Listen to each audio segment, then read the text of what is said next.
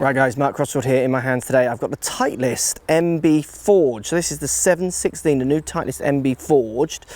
It's 680 inspired, Titleist is saying. So let's check this one out. We've got Titleist Pro V1X balls, my gaming ball, GC2 HMT on the floor as well. I'll present some data. It's a bladed iron. I think you know what the data is going to say already. Let's get stuck in.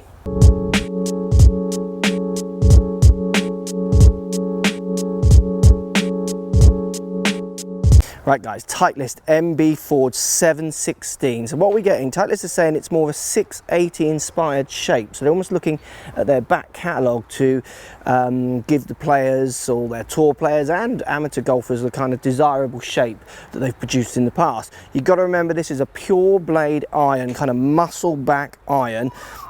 What the difference is you're getting that 680 inspired looks. It's got this kind of sharper toe. There's a pre-worn leading edge for turf interaction, Titleist are going to say, and it's slender in everything it does with a very thin top line. I've got a 4-iron and a 6-iron here, and when I put this club down by the ball, you're getting next to no offset, which you'd expect in this kind of club, and it's just mega slim on the top line. It is butter knife slim, probably one of the slimmest clubs I've ever seen, to be honest. Let's give it a hit, see what it feels like. I'm going to hit that slightly out the bottom and it still feels okay. I mean, you've got to be striking these kind of irons well. When it comes to looks, I don't think you're going to get much more of a friendly, or friendly is not the right word, much more of a kind of tour-proven, kind of classic, real desirable shape in the MB from Titleist. I'm loving the way it sits by the ball. I'm loving the looks. I mean, this iron really hasn't changed massively over the years. It doesn't need to. It does everything it's meant to do. And you will see it in a lot of good players' bags. You've also got the CB in this range, which some people might combo set between MB and CB, get slightly more help. Let's have a hit with the 4-iron as well. So again, just pure muscle back. Help me not. It does not help you in any way at all. You've got to be striking these. Again, all the same kind of design, sharper toe, that pre-worn leading edge, very thin top line.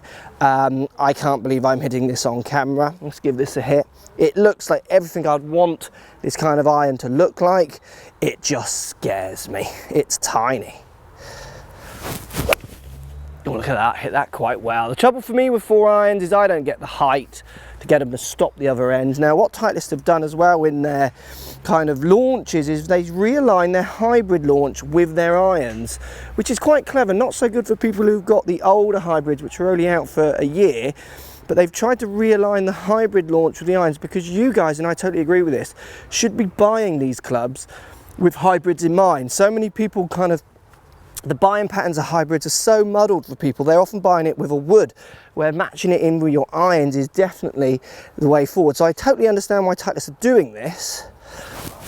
And I think it's a very good move, to be honest. I think it's a very kind of ethical, kind of makes sense, fitting wise move. That 4-iron, that 6-iron, it feels lovely. It's not the softest sounding club in the world, so you will get ones that feel maybe softer through sound, even though it is a Forged. That's all kind of acoustics. It's classic in what you would want this kind of club to look like. It feels what you would want this club to feel like, maybe not the softest in the world. And you want to be really working out what kind of hybrids, if you're going to use them, or if you're a long iron player, stick with their long irons. I've got some data with them. Should we have a look at some of the data as well? I mean, data on a bladed iron, I think you know what it's going to say, but let's have a look. Loving that, love the shape. It's just a little bit too good for me. Right guys, if we look at the numbers, so the 6-iron's going 159. That's not my longest 6-iron. I struggle to hit these clubs that well over and over again. And then the 4-iron going at 185. You've got to remember the lofts on these clubs are very true, kind of more traditional rather than the kind of really jacked up ones. Getting nice high spin numbers, which you'd expect from a bladed club. So I could get the short irons to stop the other end very well. This is a real ball striker's club, and I'm not a real ball striker. I do love the look of this. I do love the feel. It's everything classic that you'd want in that kind of Titleist iron.